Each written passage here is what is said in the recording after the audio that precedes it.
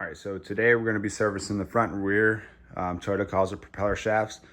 I call it a drive shaft and U-joints, but that's what we're going to service today. And basically the only two things you need for this are going to be a grease gun as well as a rag to wipe things down.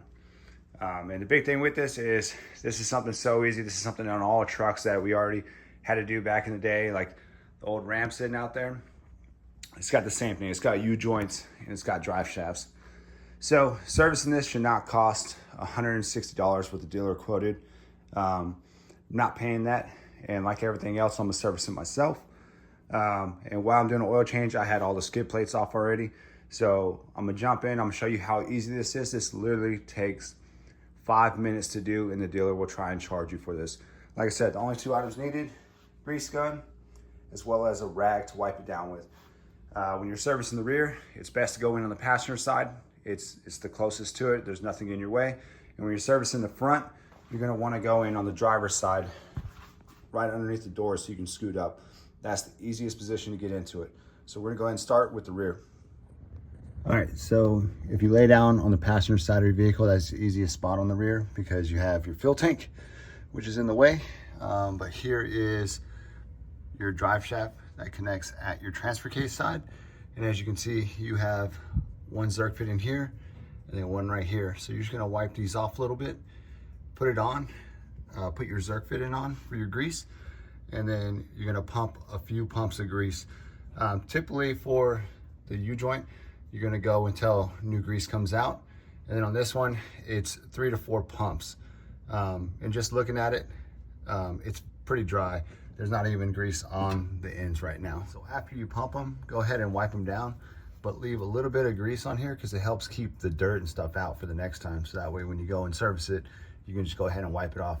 Now, as I said, this is the connection point of the drive shaft to the transfer case on the back. So on the rear, this is a part of your drive shaft with the U-joint that connects to your rear diff.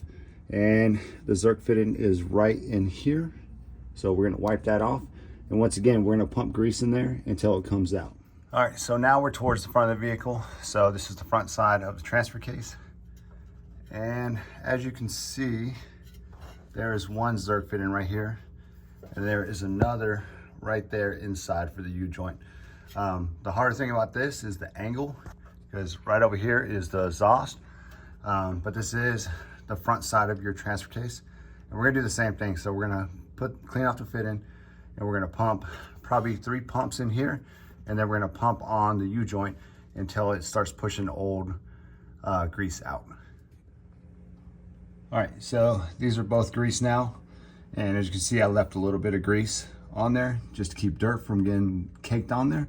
Another important thing about the front drive shaft is that when your vehicle's in 2-wheel drive, you can free spin it by hand. So if you don't see your Zerk fitting or you can't line it up, you can always turn it by hand as long as it's in 2-wheel drive, and then you can rotate it to wherever you need to service it. So on the front side of the drive shaft to the differential,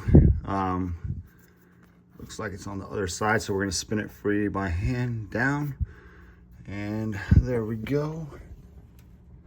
There is your Zerk fitting. We're gonna wipe it off, and we're gonna pump grease in this one until it comes out. So now that we're done servicing, everything's cleaned up, everything's put back together, I'll do the talking, because a lot of people don't want a bunch of talking at the beginning of the video. They wanna know how to do what they're doing.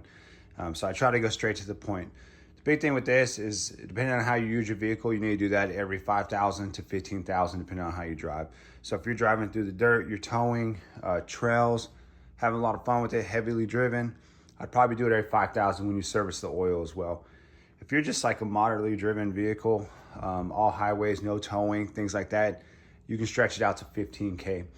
Me personally, this thing's been to Moab. I tow a trailer. It's daily driven. It's everywhere. So it's got a lot of miles on it that are hard miles. So I like to service that every 5,000.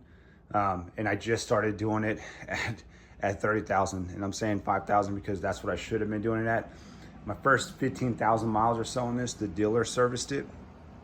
And they should have been doing that as a normal service, and they did not. So very important to do your own maintenance. Very important that every time you change your oil on your vehicle, that you do that. It takes a couple minutes. It's real quick. It's real cheap. You save a ton of money doing it yourself, and it helps your drive shafts and your U-joints last longer. So it's very important key maintenance item. And even if you don't drive your vehicle hard, it's not a bad idea to crawl in there and look at it, especially if you service it yourself. So I hope this video helps. Thanks for watching. And if you got any comments, go ahead and drop them below.